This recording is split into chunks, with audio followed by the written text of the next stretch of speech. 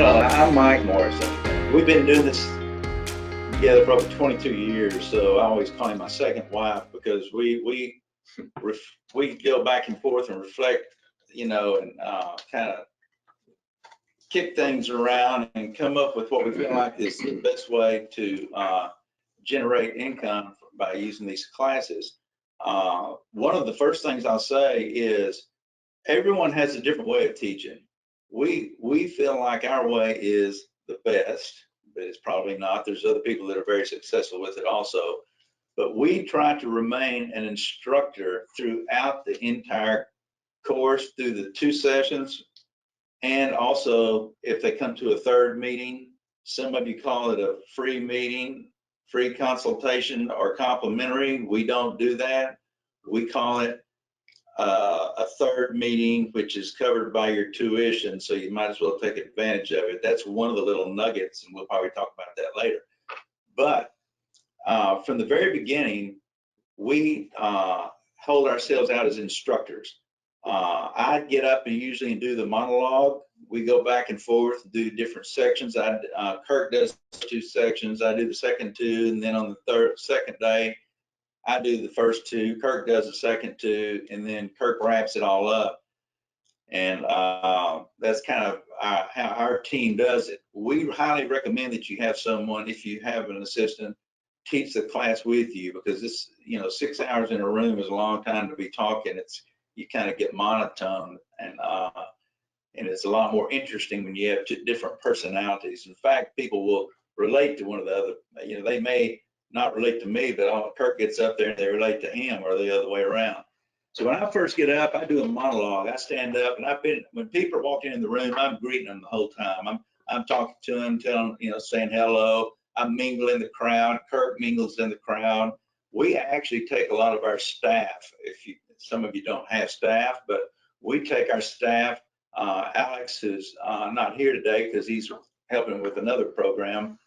Will actually sit and log and check people in. So we have kind of a group of people there, and then and then I get up and I introduce myself officially.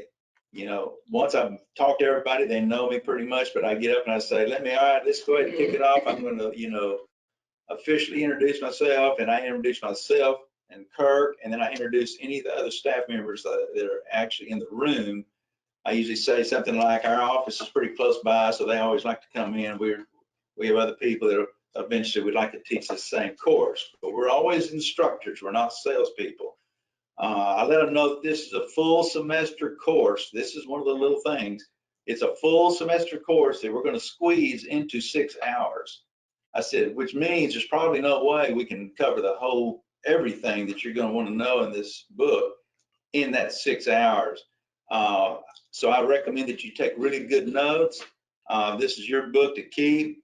Mark it up, make notes, and if we get to a section where we don't cover everything you want to cover, make a note, because this used to be a 3-session course many years ago, and now we do 2 sessions, but we had many requests in the evaluation section that the 3rd session, can you please make that a private session, because we like to talk about our personal stuff. We don't really want to do it in the classroom. So the course recommended we do that. So we let them know that we have elected to do that. So you will be able to come in and ask your specific questions at the very end in private. We tell them that the objective of the course is to make you more familiar with the concepts and terminology that's associated with the retirement planning process. And therefore, our ultimate goal is to put you into more control by being familiar with those terms and concepts, more control of the retirement planning process than you were before you took the course. Now, you won't be an expert, but at the very least, you'll be able to talk to your planner. And we're always referring to their planner because we're instructors. So we want them, we say, rather than just blindly agreeing with your planner, you'll be able to ask questions at the very least. So we let them know it's not a lecture or a seminar, it is a workshop. We want you to participate, so ask questions and take really good notes. And then right as I'm getting ready to turn it over to Kirk, I'll say, oh, by the way, and this is something we just added, and this is one of the nuggets. This is a huge nugget, because sometimes you go into a classroom and everybody's dead. They don't talk. They're sitting there looking at the book, and you can't get them to participate in the class. We try to figure out a way to keep that from happening. So what I started doing is I said, oh, by the way, before we start, let me ask you a question. When you signed up for this course, what were you expecting to get out of this course? In other words, why did you take this class? And then I will look at nobody's gonna say a word because they're dead, okay? So I'll point, because they have name tags, we always have name tags. I'll point and say, Joe, why did you take this course and what were you hoping it would be about? What did you expect to get out of it? And then he'll say something, and then I'll point to another one. I point to at least 2, maybe 3, and at that point, usually people are raising their hand wanting to get their 2 cents worth in. Now we've got them talking. That has been a huge nugget. And so with that, I'm going to turn it over to Kirk. The second, y'all should have a syllabus of what we're going to talk about. That is our opening monologue. Let me expand a little bit on what Mike just said. Not only asking those questions directly do we get them talking, but it gives us a little insight as to what to emphasize when we're going through the course. If somebody's there and their main concern is, how to take a pension, that's information that we need and that we can spend more time on and really drill down. So Mike's done a good job of getting them kind of warmed up and talking.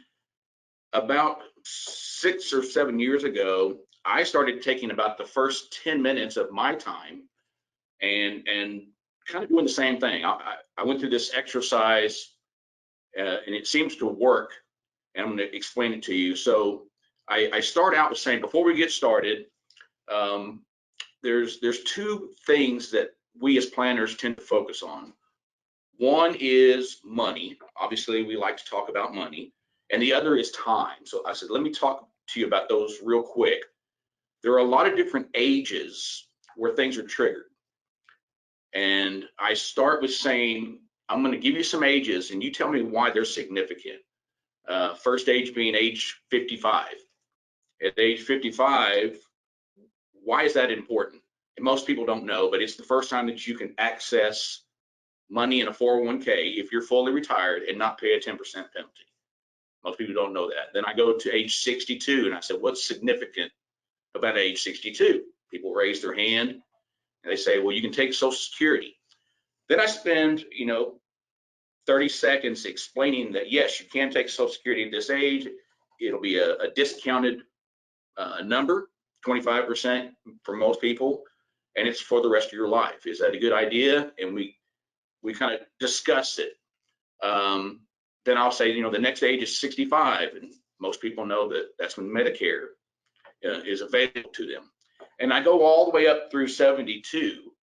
That exercise gets them thinking and talking, and we discuss why those ages are important. Then I switch to the money. Obviously, a lot of people make their decisions on when to retire based on how much money they have. We talk about how much money do people need to be successful, and everybody's different. That starts the lifestyle discussion, that not everybody's the same.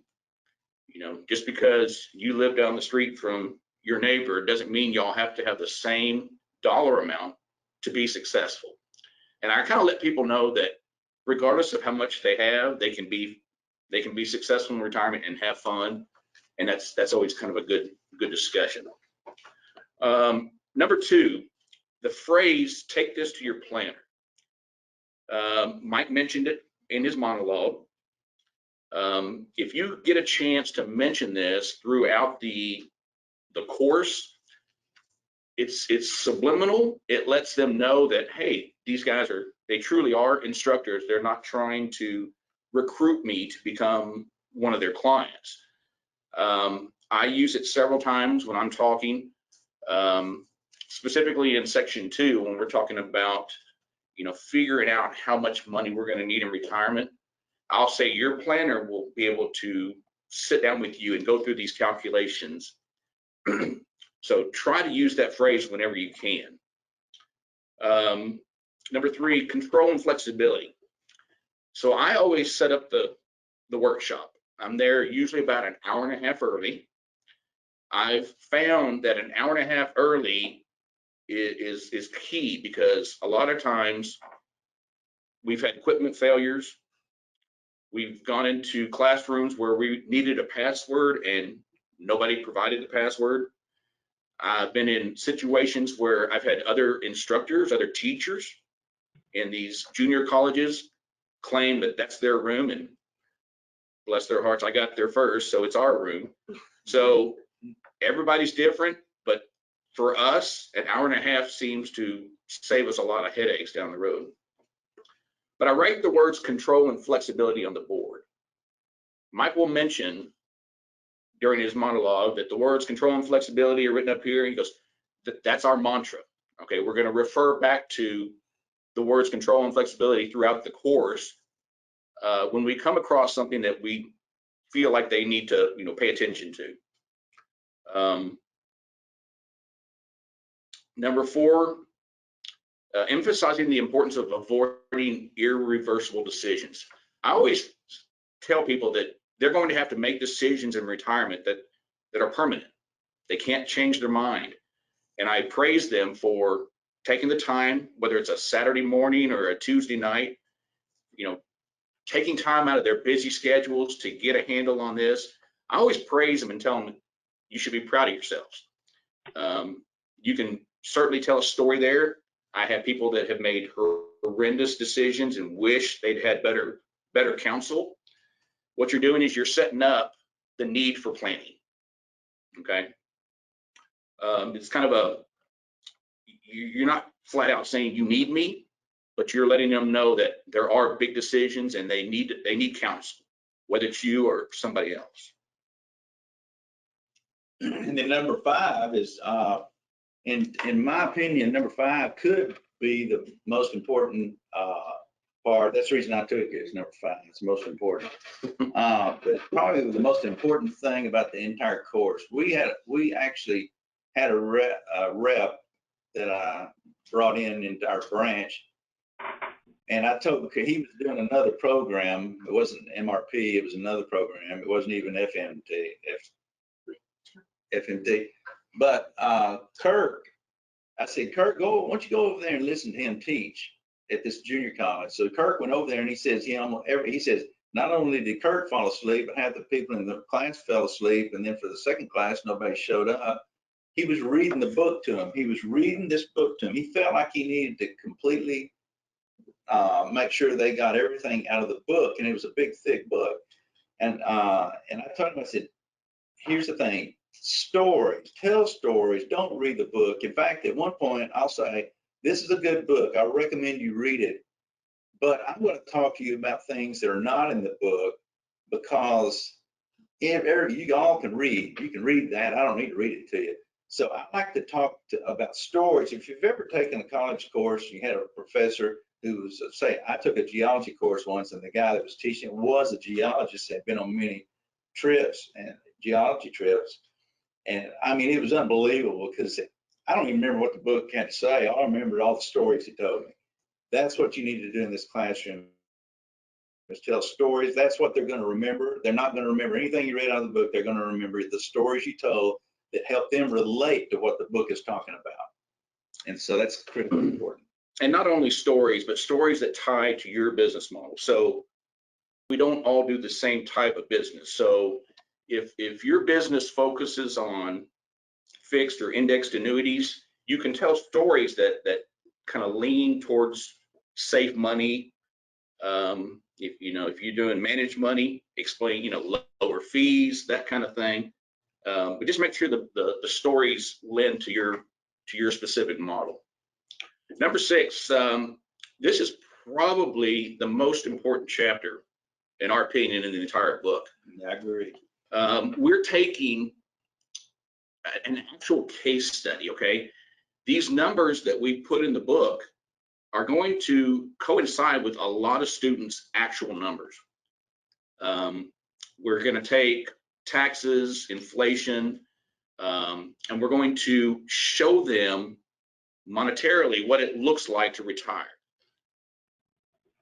I would encourage you to slow down on this section. Make sure everybody's following the numbers exactly. When I usually get to the end of this example, the look on people's faces are kind of shocked. Nobody's really done that for them, actually gone through the numbers. And this is something that's not in the book, but what I like to do is ask people the question after we're done. I usually ask them what they think and get some funny reactions. Usually I'm never going to be able to retire, that kind of thing. But I asked the question, I said, do you think you need $2.6 million? Let's assume that these are your numbers. These are the exact numbers that you need to retire. Do you think you need $2.6 million to retire? And most people just kind of sit there. And I'll say, well, I'll tell you what, there's 4 things that we can do to make sure that you don't have to have that much money in retirement. And I make them guess what the 4 things are. It's kind of an interactive time. So one of the things that I'll say, if you keep your money in a safety deposit box or under a mattress, then you truly do need $2.6 million in that example. But what are we going to do with our money? Somebody will raise their hand. We're going to invest it. Exactly. We're going to earn money on our money. So we don't need as much as that.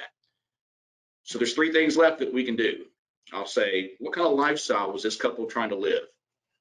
They'll say, 80% lifestyle. I'll say, well, maybe that's too aggressive. Maybe we're overshooting.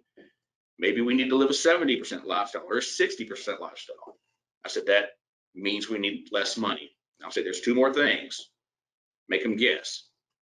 The third thing is, well, maybe we don't retire at 65. Maybe we work till 70. I'll say, what does that do for us? We have 5 more years of adding to our plan. That's 5 less years of drawing out of our plan. If we're waiting till 70, our Social Security will be maxed out. It's a whole different picture. And then I'll say there's one more thing that we can do to make sure that we don't have to have $2.6 million. And most people don't guess this, but I'll say, hey, if we take 5 years off the front end, what if we took 5 years off the back and just died early? It's kind of a joke. Everybody's okay. Yeah, I'll say, hey, it's not a great plan, but mathematically it works. That usually, and then we go into a break. So everybody's kind of, okay, I feel better. The point is we showed them a pain. We kind of scared them a little bit, but then we made it all better before we went to get coffee. That kind of solidifies the story. In other words, that emphasizes the story and makes them remember that story. But they also remember that there's things that they can do. So now, in a way, that makes them want to come in and talk to us. That makes them want to. What we're doing is we're telling these stories, and it shows that we really understand and we know what we're doing. So therefore, they want to come and say, well, would you look at my deal and see if it happens what mine looks like? Because we're just giving them ideas, putting ideas in their head, and we're constantly saying number 7 here says show them things that are not in the book. When Kirk does that example, he'll do the example in the book, and then he also does the investment rate plus inflation, the growth rate plus inflation equals the. No, that's not it. What is it? Withdrawal rate. Yeah. If you're going to withdraw 5% out of your nest egg, withdrawal rate 3% inflation plus 3% inflation. So 5 and 3 is 8. And then say, what do we not? And he said, this is not in the book, but what have we not done yet? We haven't paid Uncle Sam. So if you really do need a net 5, you're going to have to do the 1 minus the tax rate divided by the 5% divided by 1 minus the tax rate. I let him know. I said, this is not in the book, so you want to write this down. He constantly refers to things, and I do too, things, this is not in the book, so you might want to take notes. So now they're paying attention, and it lets them know that there's things out there that are not even in the book that we can help them with. But we're still instructor. We're not selling, we're still instructor. I go over the pros and cons of mutual funds, and I draw models, which we can do at another session later on. We're gonna continue these series, talk about some more detail on everything. But I draw the pros and cons of mutual fund to show them embedded gains and bundled. It's a bundled product and price impact purchasing and things like this that are not in the book. And then I'll go to ETS and show them the pros and the cons, and I'll go to Unit Investment Trust, show them the pros and cons. And what I'm doing is I'm kind of keeping everything equal. Even in the when we talk about wills and trust in one of the other sections on estate planning, we will talk about the pros and cons of a will and the pros and cons of a trust. You know, anyway, so, and we can get into that detail at a later session. But let them know, now this is not in the book. Now they're paying attention. They're thinking, I better write this down because it's not in the book. You know, so this keeps them engaged and lets them, and also keeps them focused on us, because we're going to give them this information. We are going to give them this information that's not in the book, and it kind of gives us value. Yeah, so, you know, And we constantly talk about thinking outside the box. And I tell you what, Kirk is great at thinking outside the box when he talks about long-term care. So that probably should have been yours, but anyway, Kirk gives a lot of examples on how to address long-term care without having to pay a premium that's use it or lose it. And that gets their attention. Nobody likes to pay long-term care, but they know they need it and they wish there was some way. So we really emphasize, Kirk goes into a lot of detail with how to address long-term care using asset-based programs and these riders on annuities and things where live, die, or quit, as Dan Slater tells us, you're going to get your money. Somebody's going to get the money. Yeah, so in that section, you don't know this, but I've had a lot of experience in my family. My dad had Parkinson's. My mom took care of my grandparents. So I've, you know, personally felt the pain that she went through. So all these stories that I tell during that section and ways to address it, it really resonates with the students. Because these are real stories. These are, you know, that's the thing. Kirk's had a lot of experience in this area with his family, and they're tuned in because a lot of these people in the room are actually having that same situation, and they're really tuned. Now they know, wow, he knows this stuff. He's been through it a lot. That's another reason why it's going to make them, you know, probably want to come in. And again, the whole purpose of this course is to get them into that third meeting. We just want them to like us. They don't have to know everything. So we're looking for those pressure points that we can push to make them want to come talk to us. And periodically we refer to the third class, the third session, which is not going to be in the classroom, but it'll be at a private location, preferably our office. And the reason we say it's a good idea to come to our office is because we have all the resources. That's what we're not bringing them in to sell them. We're bringing them in because we have the resources in our office to address any of the questions that they might have. And I jokingly say, I jokingly will say, we've been doing this for 25, been doing it for 35 years. We got a lot of experience. At the very least, we can make up something that sounds good and they ever get a laugh out of that or something. But anyway, I try to keep it light. And then Kirk. And believe it or not, I don't know that we've gotten to the last section in probably 5 years, because Mike loves to talk. It's not a bad thing though, because that brings them into the third meeting to go over the strategy section. Yeah, every once in a while I have 10 minutes, so I can pick one strategy and say, hey, there's a lot of different strategies. There's probably 4 or 5 ways to accomplish everything you're trying to accomplish. So it's important to come sit down with us. In that section, you can really talk about anything.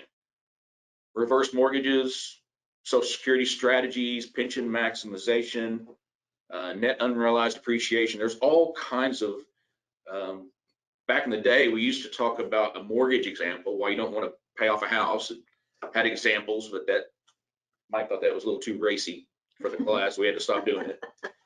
But yeah, don't worry about that last section. If you don't have time to get to it, maybe you have time for one strategy. Just let them know that you'd be happy to sit down with them and go over anything they want to talk about. So number 9, wrapping up the class.